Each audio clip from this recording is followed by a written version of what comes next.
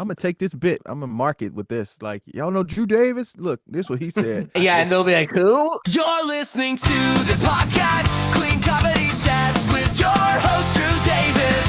It's gonna be awesome and will change your life forever.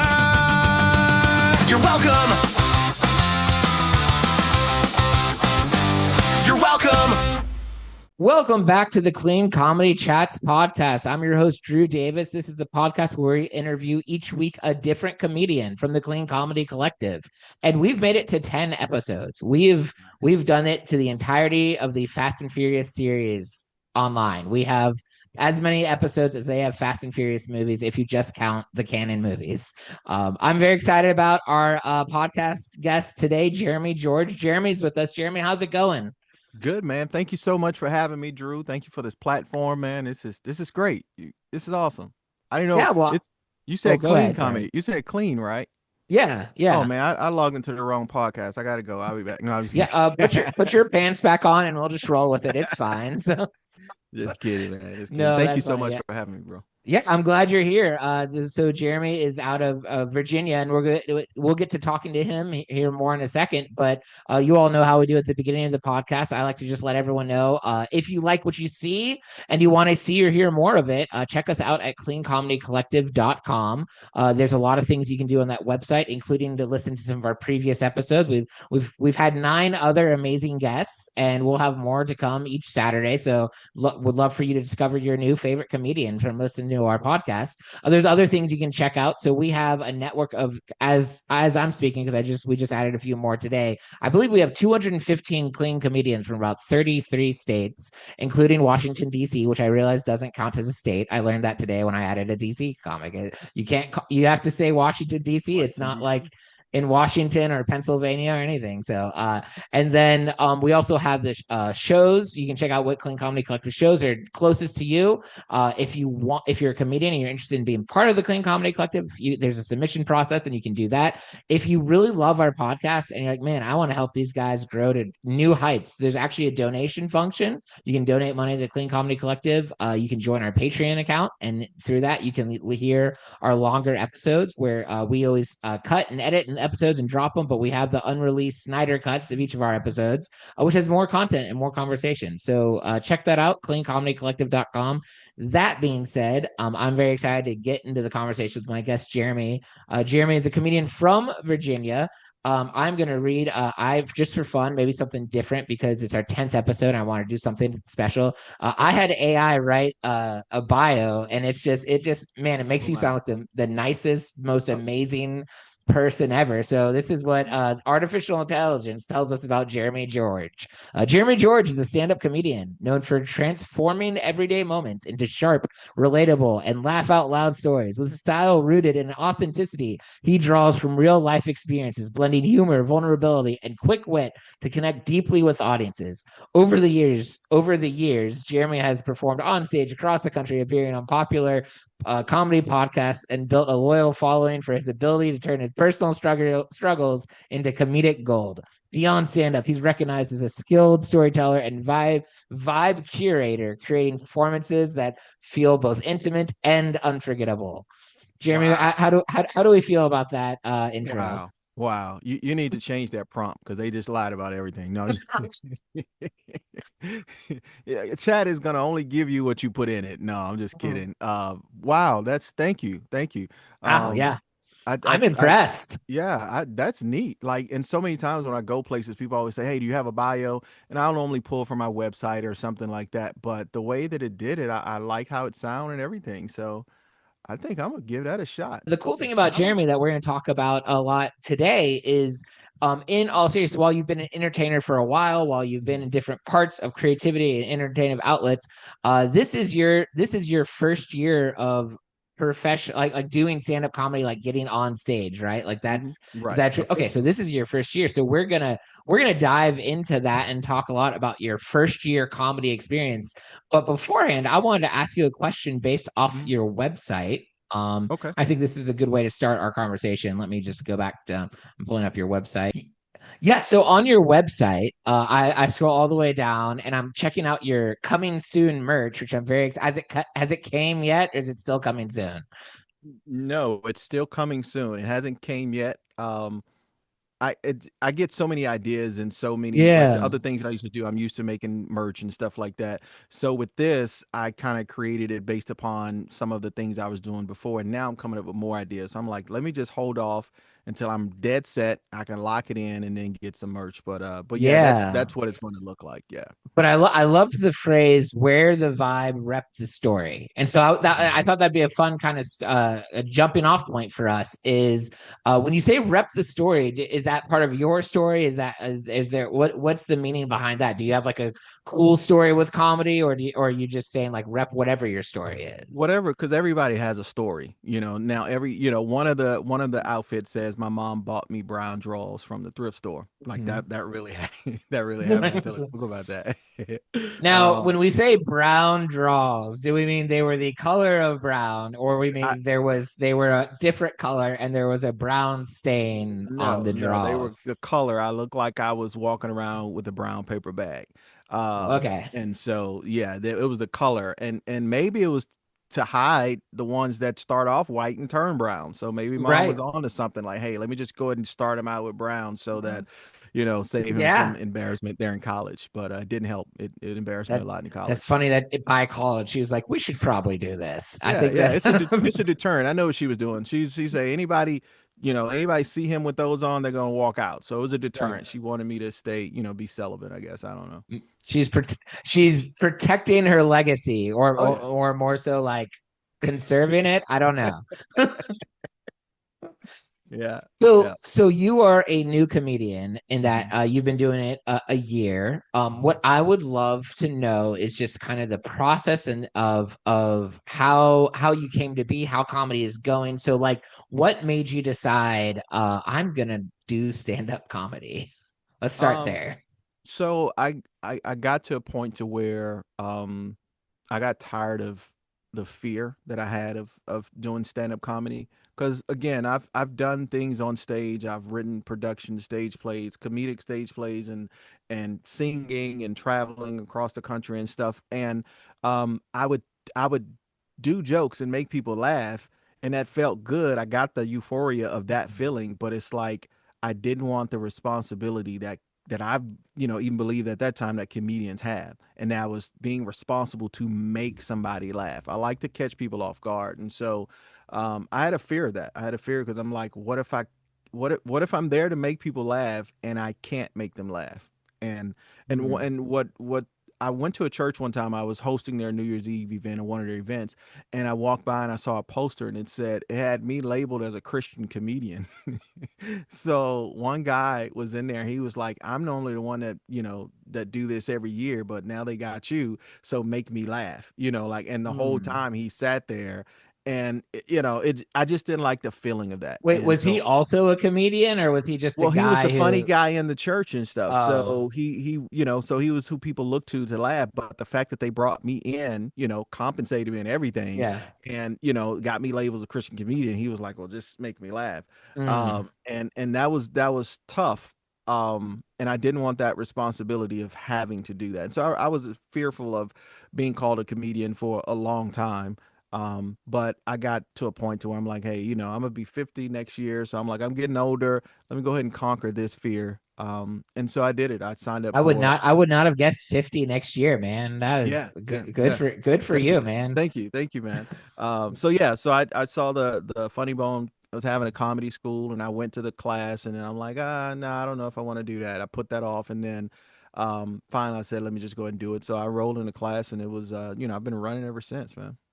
Yeah, that's awesome. So, what was your so you did the class and then you got into the open mics probably after the class, right? Is that kind of how the Yeah, progress of things? we could only do one open mic while we were in class, and that was the one that we were gonna perform at. So I had only done one when I Oh, was in that's class. so interesting. Yeah.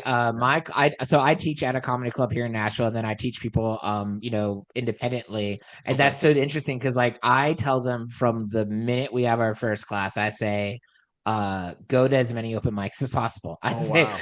I like so it's like that's interesting to me. The That's the opposite. opposite. Like you Yeah. get one open mic and that's for our class. Because man, because a lot of the students are really nervous and about going to open mics, and so it is a bit of a Mhm. process to get them to go to a few. But I feel like it helps them out a lot. So that's interesting. One Yeah. thing you said, I'm going to go back to my question I was Okay. about to ask in a second, but I just was thinking about this. I really appreciate that you talked about the responsibility of laughter and how that was maybe something you were nervous about. I don't think that's I don't know if I think about that often, or I don't think that's something comedians think about that often. About like it's a responsibility when you're up there laughing, and a lot of people I've heard who are nervous about doing comedy or were worried before they did comedy. It's the fear of bombing, but not so much Mhm. the fear of dropping that responsibility. So Oh. that's a unique way of looking at that. Is that Yeah. it doesn't sound like you were as much afraid of like, oh no, what if I'm not funny and Yeah. people Yeah. think less of me. It's like, what if I don't do my job or responsibility of making them laugh? So Right. that's a unique perspective, and I appreciate that. Yeah, yeah. Well, I think too because I know I'm funny, so nobody can tell me that I'm not. In different situations and stuff, Mhm. and I get the opportunity to bomb every day. Because I'm joking, I joke all the time with my wife, and she gets to a point to where she's like, "Okay, you need to go in the basement with the dog because like that joke isn't funny anymore. You Right. you took it too far." Like, and it can just be Oh everyday man. stuff. So I'm used to having that. Okay, well that didn't work. Well, let me bounce back instead of Mhm. that didn't work and then just folding in completely. You know what I'm saying? Yeah. Yeah. So Absolutely. but it's such a self-reflecting and journey when it comes to stand-up comedy because you're literally taking nothing and turning it into something, and that something Mm. has a potential to save somebody's life, has potential to save a marriage, has potential to put somebody in a different state of mind just because Yeah. you came up something from nothing and told them a joke and it made them laugh, and it's like, you know what, my stuff really isn't that bad. This guy just talked about how his underwear almost castrated him because he had holes in them, so mine isn't that bad. Underwear is fine, even if it is brown. Uh, Right, you know. yeah. So, now, audience, you may or may not know this. There's like a great debate in comedy about comedy classes, right? So there's Mhm. some people, that say all you need to do is go to open mics, and then that's how you're gonna learn how to do comedy. And when I first started, that's how I actually got into comedy. Was I just did open mics. I didn't take my first comedy class till I was about 2 or 3 years in. Oh And wow. then there's the other attitude. There's the other side, which is like, no, comedy classes help. They can enhance you, can help you kind of guide you to have a better experience once you start doing your open mics and stuff like that. So there's always kind of debate whether like comedy classes are good or some people would go as far as say they're a waste of time. Mm, I obviously, since I teach classes, I am pro comedy classes, but what I always tell my students is I always tell them like I think open mics make the biggest difference. But I mhm, think a comedian who's doing open mics and then also doing comedy classes has the potential to be unstoppable. I'm like that, mhm. doing them both. But so my question for you, Jeremy, is did you feel like you benefit from your classes? How was your comedy class experience? And yeah, just talk a little bit more about Yeah, it the it was great, man, because I was in the class with people who from all different walks of life. We just so happened to have all guys in the class, so that was even funnier. guys got to Um, bro out. Yeah, because we were able to talk, tease each other and stuff. And so to see people where they were and then how they were able to perform at the showcase, because we did do a showcase, after the 6 weeks and stuff. And so Mm, seeing people's growth, seeing how jokes are started, how they're written, what goes into them, we kind of we went over all that each week, and it was interesting because the very first class we were on stage. All right, cool. come with Yeah. the jokes, let's go. And so Hmm. now you're telling these jokes, and he helps you, he lets you know, keep it, take it, or work on it, and so it was great. It was a great experience for me, because I knew why I was there. I wasn't there to be taught how to be funny because I don't think you can teach somebody how to be funny. It's one of those Hmm. things that either they have it or they have to develop it because it's Hmm. that self thing. So Yeah. that was great. I understood the open mic concept when it from my instructor standpoint because he only wanted us to do one open mic, and that was towards the end, right before we do the showcase, because we were in an open receiving type of state of mind, and he didn't want us going to open mics because like I know you get some of everything at open mics, and there are some bad habits you can pick up and there are some Yep. great things you can pick up. And so he didn't want us to be so clouded with, oh, I like his style. Oh, they got more laughs and they did this, they did that, da, da, da, da. And that would then, interrupt the flow that he was trying to get us on. Now, afterwards, Yeah. he's like, go ahead and do it because now, because I'm teaching you, once you get on stage, you grab that mic stand and you put it behind you. Open mics. I see people leaning on the mic stand, they doing this and doing it. And you Mhm. can, again, no judgment, you can do whatever, but it's certain things that he didn't want us to come out the gate picking up on. Is one of those things to where if you end up doing that, that's something you develop, not necessarily where you started. So, Yeah. and I agree with that. It was cool because I did find myself, because right after the class, I'm hitting it hard. I call my instructor. I'm like, look, I gotta get back on stage. I gotta get back on stage. I didn't want that wait time. Kind of Um, addicting, isn't it? Like yeah, the yeah. the Because soon as I performing and the rush. right, Yeah. soon as I walked off, I'm like, shoot, I forgot to say this. I forgot to do that. Oh, that wasn't Mm. his light. That was somebody filming. That was a record.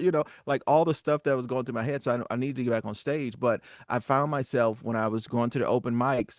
Again, and I don't like labels, but we do clean comedy. Mhm. Open mics, you're going to get some of everything. Yep. So now I'm trying to make everybody laugh that's in there and not really focusing on the fact that there's 20 comedians and maybe one guest.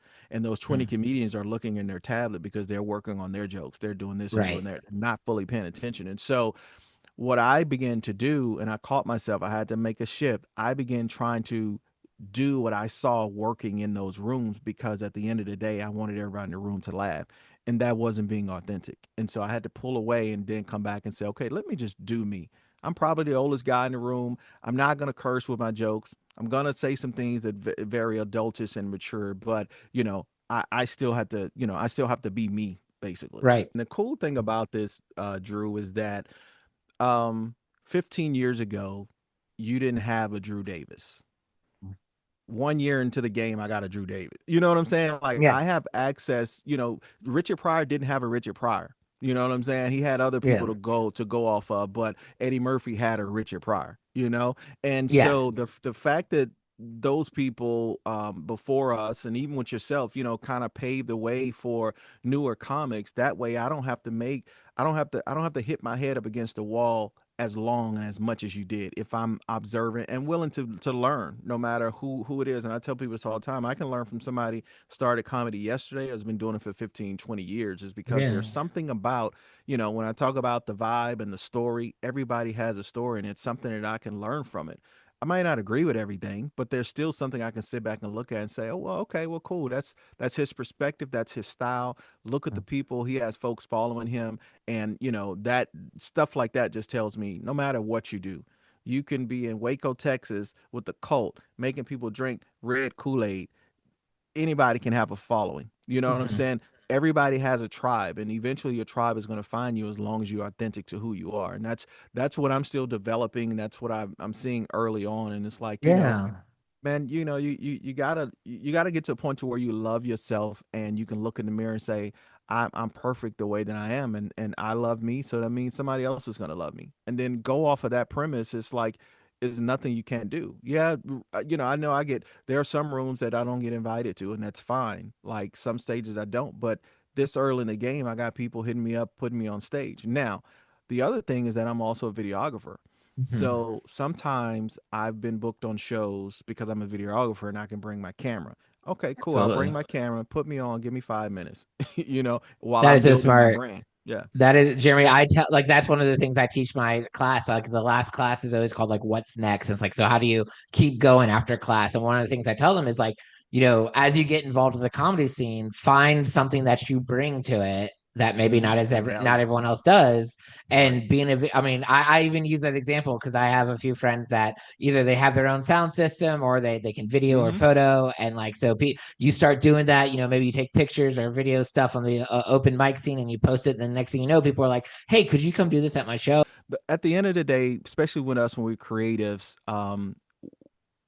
we we we appreciate somebody coming into our circle that adds value to what we do because we're so used to Absolutely. doing everything. You know what I'm saying? Like we're so Yeah. used to doing it all, and for somebody to come to us and add value to what we're doing, and that's what the video thing. Like it adds value, and I've had the opportunity to travel to go on comedy tours, major tours. with big comedians, Carlos Miller, Chico Bean, Michael Blackson, Gary Owens, Tony Rock. Yeah. So I've been able to be the cameraman on their tours and also create the commercials for the tours that sell. So I Yeah. got this whole other perspective that I can now bring to a table because it's like, hey, I did marketing for Tony Rock. So if I can do marketing for Tony Rock, let me show you what I can do here with, Rocky Rock, whatever the name, Absolutely. Yeah. Whoever. Yeah. Um, I love that. But and that's so folks listening, keep that in mind. If you're a comedian, like what else can you bring to the table to help to connect with people? Because I've said this a few times on this podcast, I think, but comedy is a business of relationships. It's about mhm, connecting. It's about networking. It's about building your people, building your tribe. And the more you do that, that oftentimes the more bookable you become because you know the people in the places. right. So And now, I have a genuine excitement for when I see them doing something. When I say them, yeah, the community. One guy dropped a special, like I'm excited for him. It's like I want you to get to 10,000, or somebody else, just got booked as a headliner. I'm genuinely excited for people when they win because it's like, again, it's a relationship thing. mhm. If this guy wins, you just never know where he may, bring you in and stuff. Yeah. So, And yeah. I love that you're genuinely excited when people win, Mhm. and that you it's it's so easy, and maybe this is something you'll want to hold on to as you continue to do comedy. It's because the more you do it, it's so that I feel like the easier it becomes to like kind of get jealous and covetous about Mhm. people and the opportunities that they get, kind of like, oh well, I should have gotten that, or why is this person getting that? But I think Mhm. I've said this before, but like I think it's self-discipline and really learning to celebrate the wins, whether it's when it's your wins, celebrating those, but also celebrating the wins around the people around you as well. It's one thing when somebody want what you have as opposed to wanting what you want. So I don't Mm-hmm. ever want what people. I don't look at comedians and say, "Ooh, I want what you have," because that means I want to take it from you so I can have it.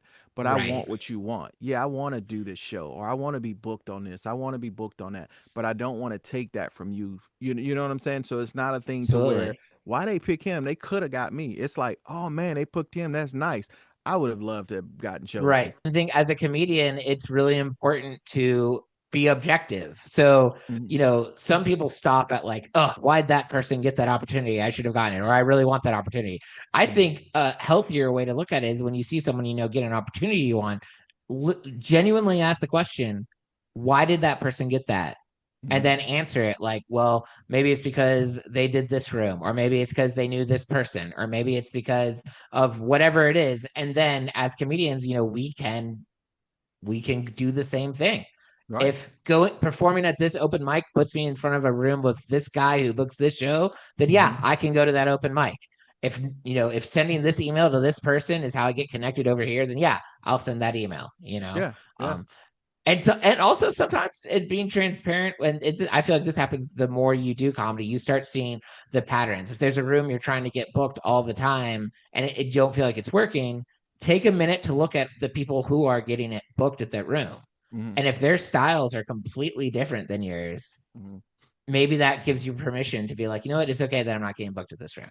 Yeah, You it's know? like this is what they're like, for me, like a dark room, like I just know if it's a show and it's dark and it's lingerie night or something like that, like Yeah. I know you're not, I'm not offended that I didn't get invited or anything like that. It's like, I'm not a fit for everybody. I'm not funny to everybody. And that's the self-reflecting thing. I have to be okay with that. That's awesome. So you started class, then you that led you to some open mics. But now, see, I was looking at your website yesterday, and I saw you have a lot of had a lot of like March and February bookings. So now you're doing Mhm. showcases and shows and events Mhm. like that. So, um, how long were you open micing before you were doing more shows? And is it been people coming to you asking you to be part of shows, or has there been intentional effort on your end to get connected with those shows? Because I know as a comedian, you kind of have to do one or the you have to do both.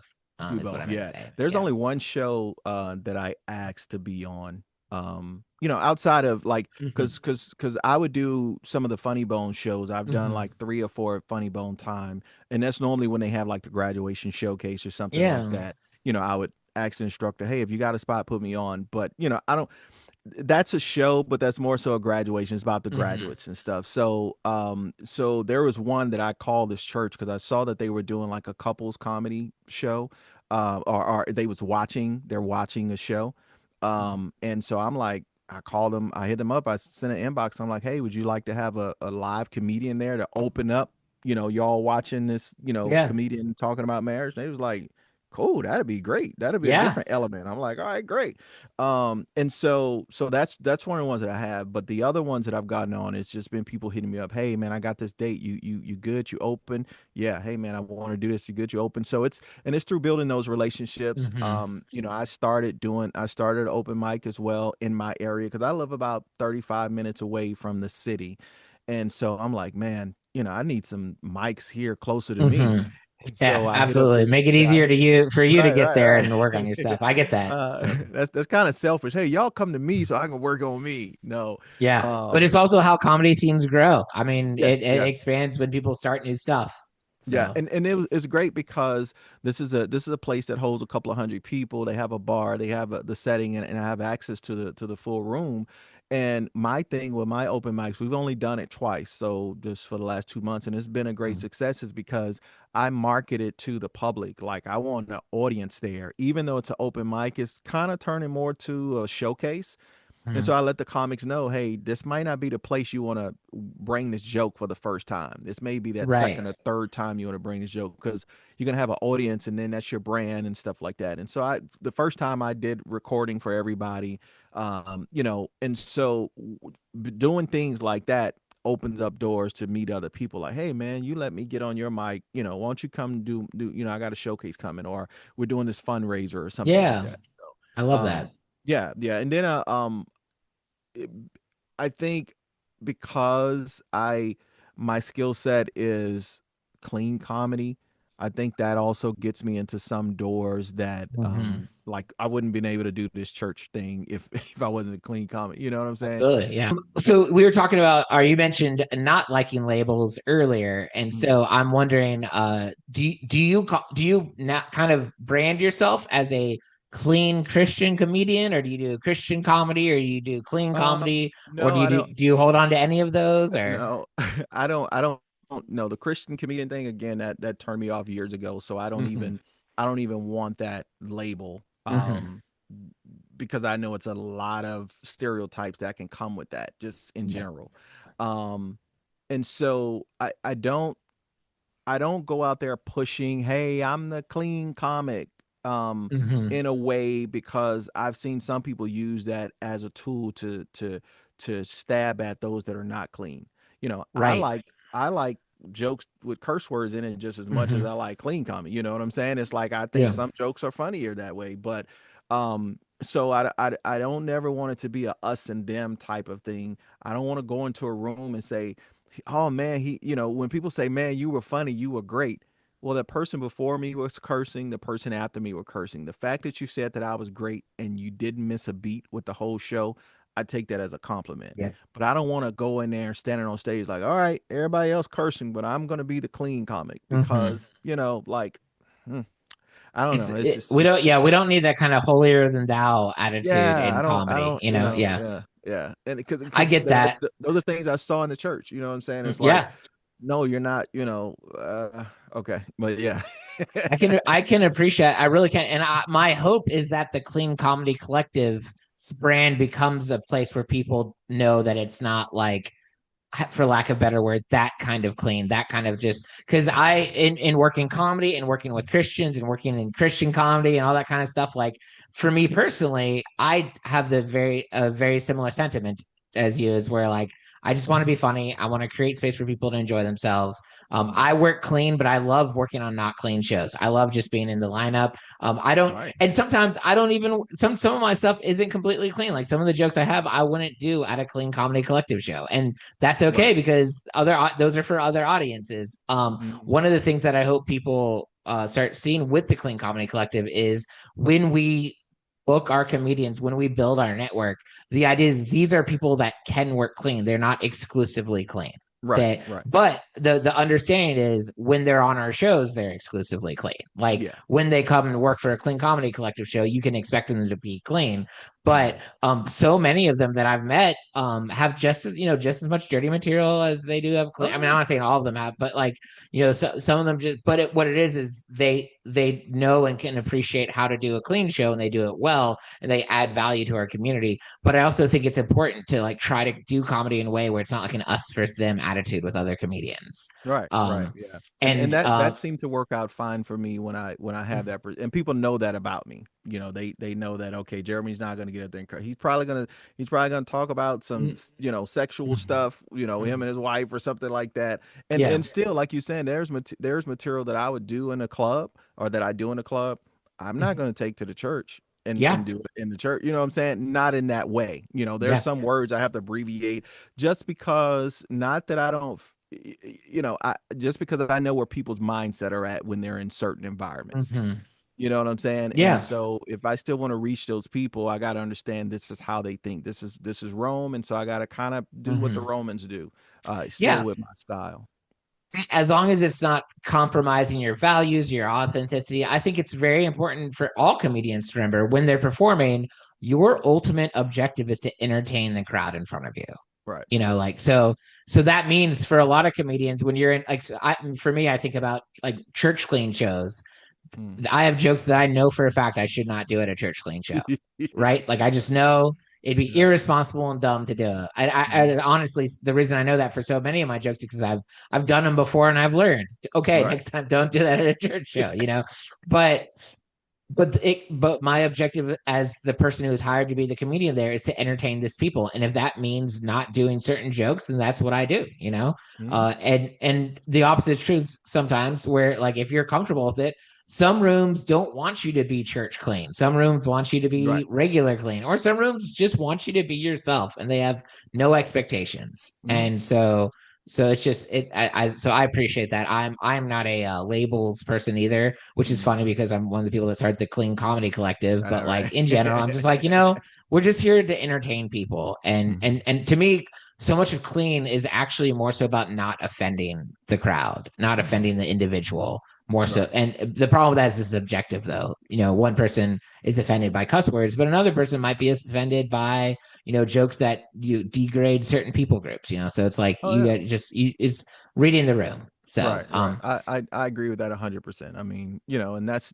the thing when it comes to, and I appreciate you guys again for having this group, having this, platform, because when I was doing those open mics, I'll be honest with you, I started questioning like, do I need to transition? Do I mhm, need to change and start cursing more because like, that's what I'm seeing and that's around me and that's probably what I need to do. And then I started looking at, clean comics and stuff. mhm.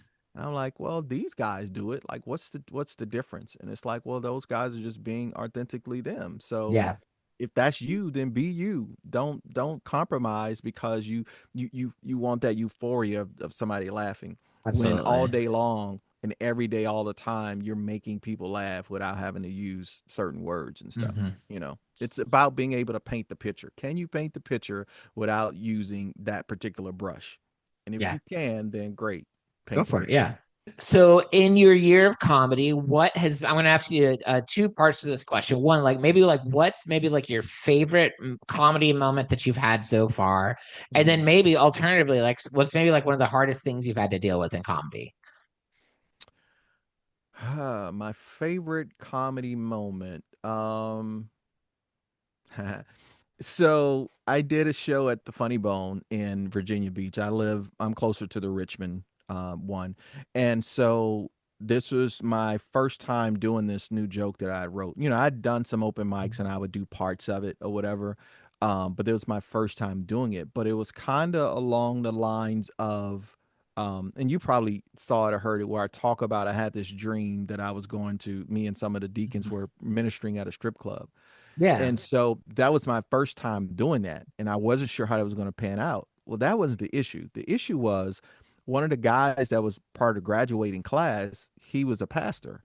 And about out of the 300 people that were there, maybe because it was sold out, maybe 150, 200 is from his church. Oh wow. Now, right. So, and I'm about to do this strip club church joke in front of all these church people. Now, the other thing, 95% of the room was white. Mhm. So there's a difference between black and white churches and stuff. And Mhm. so mine was more so catered to, the black experience, because I ain't had a white experience yet because I'm not white, part of me That's fair. maybe, I don't know, maybe. um so now I gotta do, now number one, I'm about to do this in front of all these church people. Number two, most of these people are white. So I grabbed the pastor. I'm like, hey, let me talk to you for a second. I said, how is your church? Are they pretty cool? He's like, yeah, they great. And I'm like, well, I got some jokes where I'm talking about strip clubs and stuff like that. He's like, man, they gonna love it. I'm like, really? He's like, yeah. He's like, long as you're not too crazy with it. He said a curse word, and I'm like, okay, cool.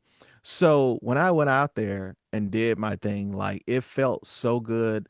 They were so receptive. They were laughing, and it was, and then it Mm, was stuff I started doing that I hadn't even written down that became permanent in whenever I do that particular set. So that, to me, that was a great moment. that's awesome. Yeah, that I'm felt sure so good. it felt like they were not just accepting your joke, but like accepting you. Like that's what it feels like is when you do that kind of things in a room and it's so well. It's like this part that I gave out, you're like, thank you. Whereas the fear oftentimes is I'm gonna do this, especially in clean rooms, I'm gonna do this Mhm. bit and no one's gonna like it because they're gonna get bothered by it. And then Right, right. they're and they feel it, even though intellectually it, it feels like they're bothered by you and not your joke. So Exactly. I made it a point to enjoy myself on that mhm. particular time, and now that was one of the best feelings that I That's had so far. awesome. Yeah, Yeah, that's great. So yeah. before I go on to some non-comedy related questions, Mhm. I did want to make a point to say that I remember watching your submission video for the Clean Mhm. Comedy Collective, and then remember Oh, like nice.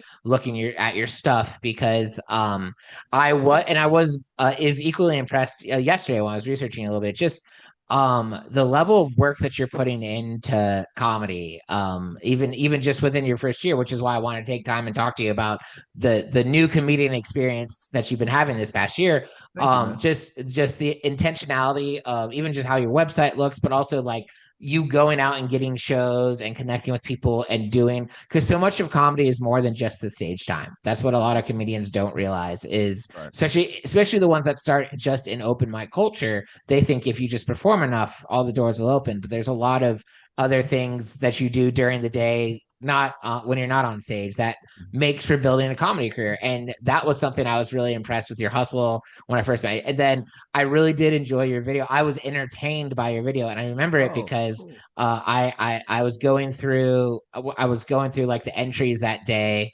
while I Mhm. was on tour, and I don't remember where I was, but like this is middle of the tour where you're just kind of like tired and Right. annoyed and frustrated, and like I remember your video, like I was listening to your YouTube video while I was like getting ready to leave wherever. So I was like post shower, getting ready in the morning, like just kind of grumpy, like okay. And then like Yeah. I remember hearing your stuff and pausing and like, well, I'm gonna watch this more, and Oh, like so it was wow. so yeah, so that but That so means a lot, man. Thank you. yeah, so I just, Yeah. as we were talking about the putting on good vibes and like creating experiences for people and the responsibility of giving them a good time, that was something your video did for me Well, good, man. I'm gonna take this bit. I'm a mark it with this. Like, y'all know Drew Davis? Look, this what he said.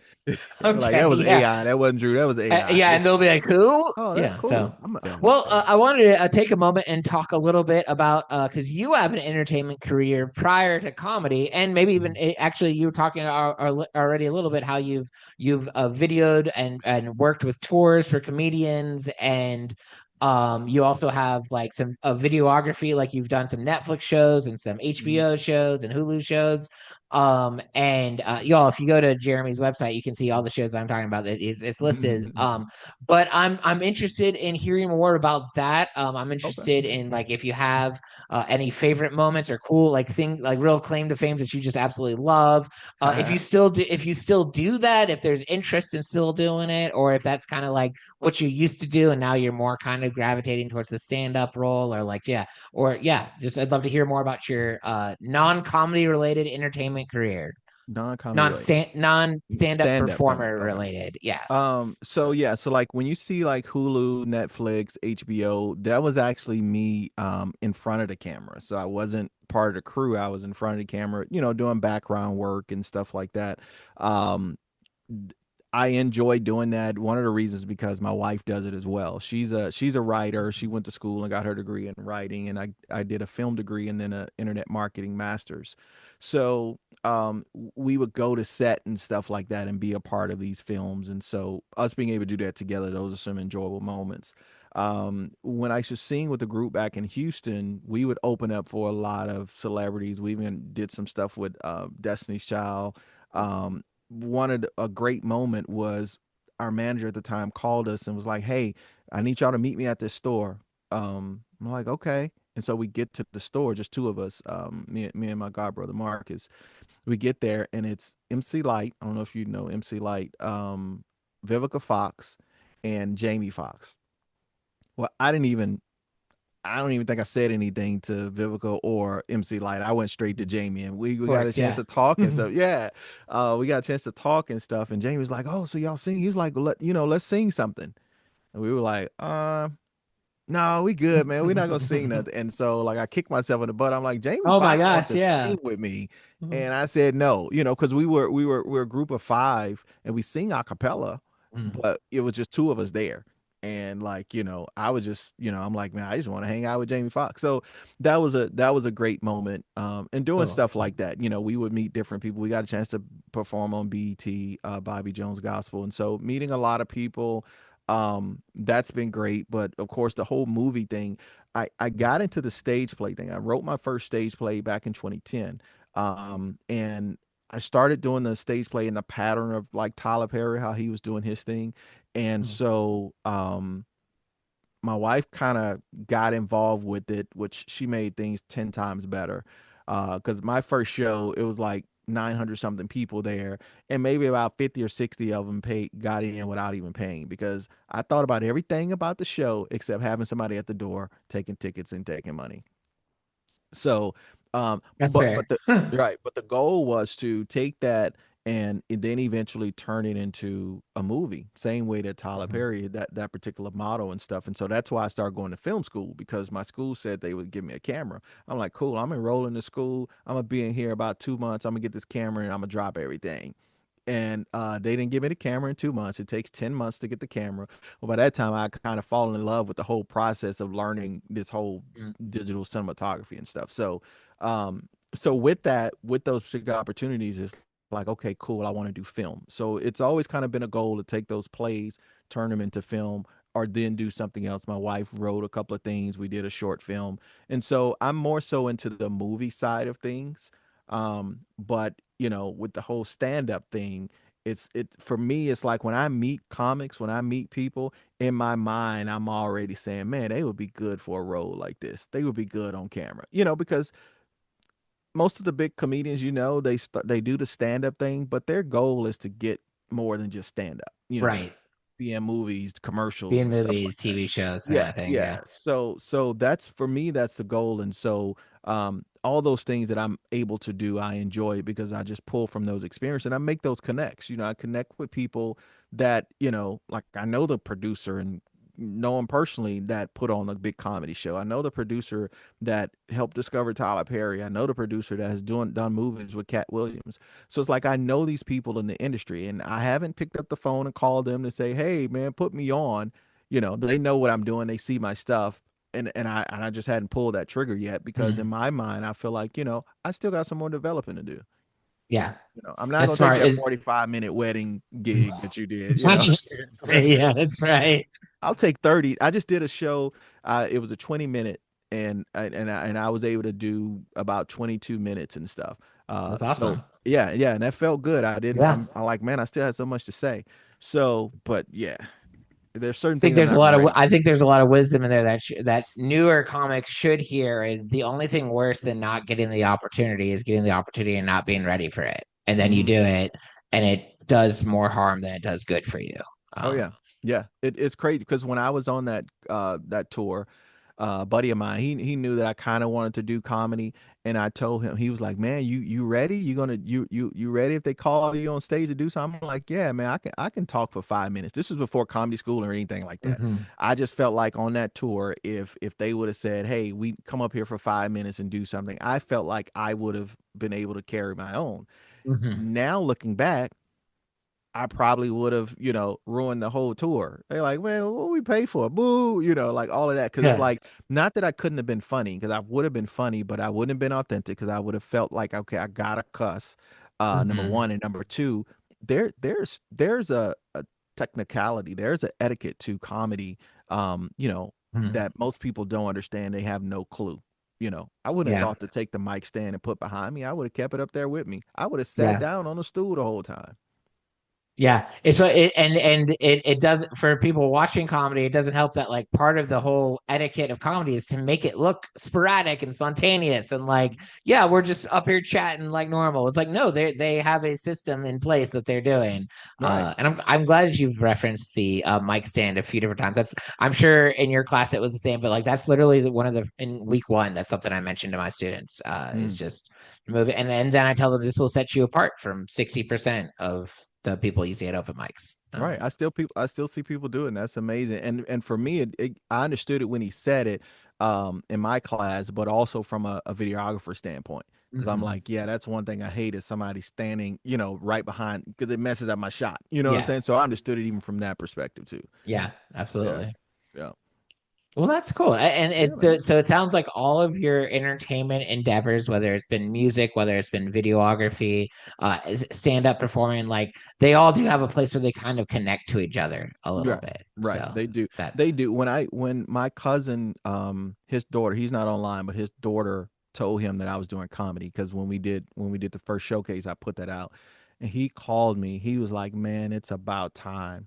He was like, "I told her that, this is what Jeremy's supposed to be. Yeah, he did the plays, he done movies, he recorded an album and all this other stuff, but this comedy thing, this was what he was telling his daughter, this comedy thing, this is where Jeremy should have always been." it's Um, cool. yeah, and it felt good to say that. I mean, for Yeah, him to say that's that. very. I'm sure that's very affirming, right? Like when It, you it get into something new, but your people, your tribe, your community, you're like, no, we see this for you. That's right. It's affirming, but it also helps me understand that there's things about each and every one of us that we don't see and other people see in us. And for some reason, some people can look at us and see the greatness in us before we see it in ourselves and stuff. And so Mhm. those are moments, those are times to where I can look back and say, you know what, there's something in me that people see that I'm failing to look at. And it's like, why can't I see me the way that other people see me? Other people that matter, what I'm saying? Other Yeah, people that, because some people can look at me and say, but people that matter, it's like, why can't I see the greatness that they see? And, so the goal and the work is to get rid of those distractions that you have that keep you from seeing that, because your greatness is there. It is there yeah, regardless. I feel like everybody has greatness in them, whatever that may be. And it's up to absolutely. us to try to remember that and discover that. So Oh, yeah, we all. I mean, yeah. If the, I mean, and we can talk about this both as Christians with that God-given value that each. I mean, God has made us all great and with something to contribute and some kind of gift and talent and skill set. And I a mean, lot of us, we can stop at made in God's image. Like if yeah, if we if we really grasp that, and God dwelling within us, like if we just really grasp that, it's like, oh, when I look in the mirror, when I say I love you in the mirror, I'm saying I love you to God, because God is yeah, in me, you know, yeah. and I'm being It's very true. appreciative of His creation and stuff. So I think the Yeah, more that we are thankful for, the more that we get to be thankful for. I agree. I love that. We're going to move to the Ask a Comedian part of our show. So this is Okay. where people have sent in through Facebook, Instagram, Threads, email, randomly, just getting to me with random questions that they like me to ask the comedians on the podcast. And so Mhm. anyone listening, just a reminder, you can literally hit the there's like a message me button on whatever you're listening to the podcast. You can send us an email. You can write to any of our Instagram or website, or if you just find me in public and tell me if you have a question that you want me to add in my list, we'll get it there. So, Jeremy, the way it works is I have my list of all the questions that Mm. we've been keeping up with for to ask the comedians, And I'm going to ask you to give me a number between 1 and 35. We'll do this a couple times, and basically One the and number 35. you Okay. get, yeah, and the number you give me will dictate which question I'm asking. So whenever you're Okay. ready, drop me a number. Let's go with 21. 21. All right. So 21 comes from Facebook from a friend named Justin Daniels. He said, Oh I boy. don't, we don't have to do this one if you don't want to, but the question is read your last text message. Read my last text message. Let's see. I can't remember if I said this or not, but like most of these have to do with comedy and some of them do not. Okay. Um, it was to my daughter. Can you come and open the front door? Did you Um, lock yourself out? well, I only took the key to the car and I didn't realize it till we got out, me and my wife, and I'm like, I don't have the keys to the house. I just got the car because you know how you can pull your car key like off the thing.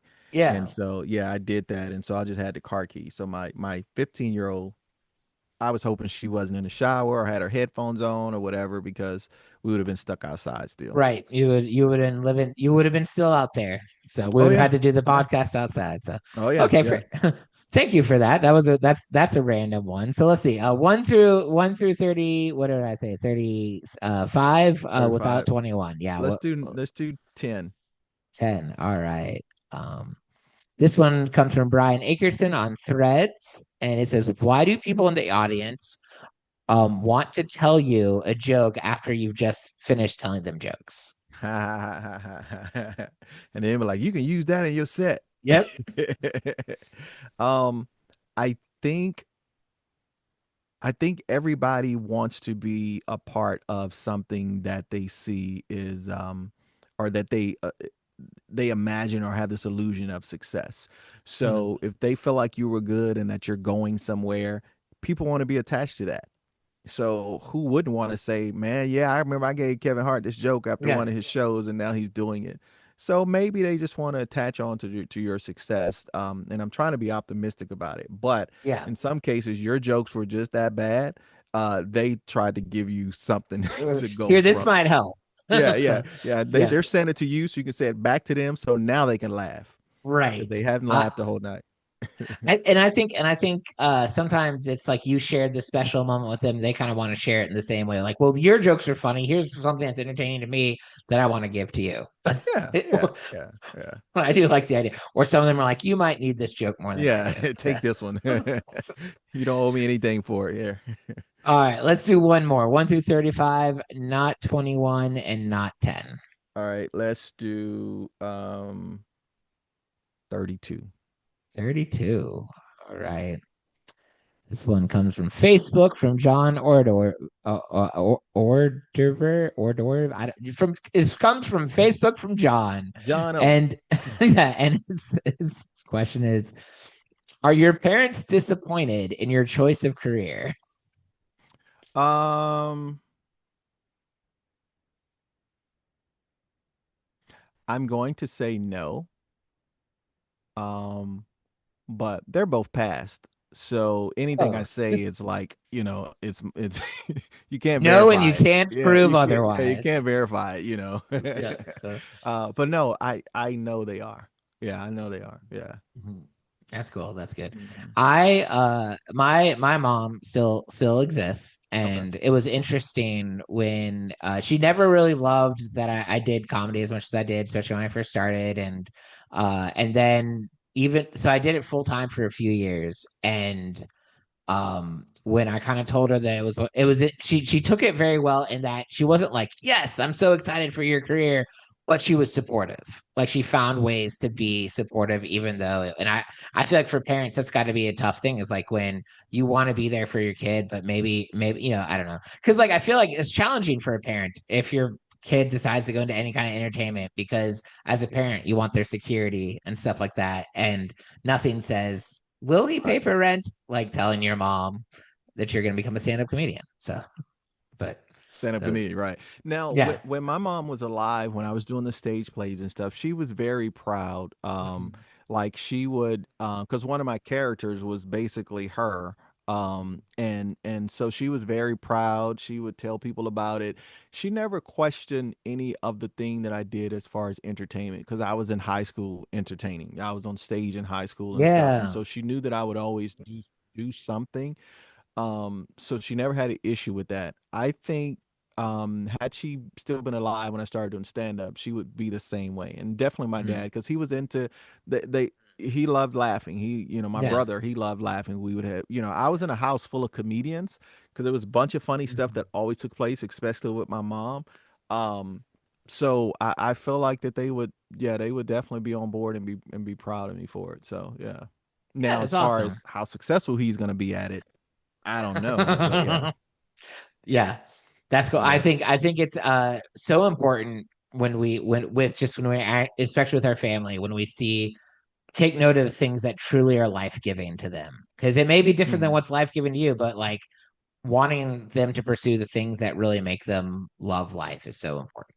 So, Right, right, but right. Especially when you got people that's known you all your life and then they come and say, "Wow, now you're finally stepping mhm, into this thing that I've seen in you since you was a kid." That absolutely. says something. And so, again, it's your journey, so you still have to fill that out, but Mhm. I don't take that lightly when I hear that from people that, that I grew up with, my cousins and stuff. Yeah. Yeah, for sure. Well, Jeremy, thank you so much for doing this interview with me. This has Yeah, been man. fun and really Thank you, insightful. And this man. is a fun one for me because I feel like maybe we've had like one phone conversation Right. apart from this, and then this conversation. So it's always Yeah, fun yeah. to get to know. I And I appreciate still it. like you. I don't know if you still like me after this. Yeah, man. Hey, I So, told you, man. I'm gonna probably get a Drew Davis tattoo and say, "Hey, man, this is, scan this QR code on my arm and watch what Drew says about my set." You know. I love that. I think that's the best decision you could possibly make, and would have no long lasting bad consequences for Oh you. no, man, Uh, it's all good. Well, since you don't have the tattoo yet, is there any, tell our audience if there's any places that they can find you, anything you want to plug, what's going on that we can help support you with. Yeah, just find me on social media. It's Jeremy George Comedy, and it's Jeremy Jeremi George Comedy. I'm on YouTube, Facebook, Instagram. What's the other one? TikTok, and I think I'm on Threads. Yeah, I got a thing on Threads, which I have no clue what Threads is, but Jeremy George Comedy, and then the website is just jeremygeorge.com. So you can find me there. Yeah, that'd be great. He's got a part of some good shows. He's got some cool stuff on Instagram. And while you guys are, if you want, it's all linked on his website's going to be linked on this episode on the notes. So you can just, if you want to save yourself some time, just scroll down and press the jeremygeorge.com or Jeremy George, depending on what you're on. And of course, so it's the last minute plug. If you love what we're doing here, check us out at cleancomedycollective.com. Jeremy is in the Virginia section of our comedians, and I'm in the Tennessee section if you want to look more into us. But there's also like almost 200, or there's more than 200 so other comedians part of it. You can check Mhm. out what shows we have going on that the Clean Comedy Collective is part of. You can, if you're a comedian, you can apply to be part of the Clean Comedy Collective. You can look at previous episodes. You can join our Patreon and hear longer episodes, or just feel good about yourself for donating money to a good cause. And you could join the Patreon and never listen to any of the longer episodes if you want. We won't be bothered. But yeah, this has been a great chat. And we're looking forward to our next one next week. So thank you all for tuning in. Jeremy, thanks for being here. Thank you for having me, man. Thank you guys for listening too. I really appreciate that. Yeah, we'll see you all next week. Have a great one.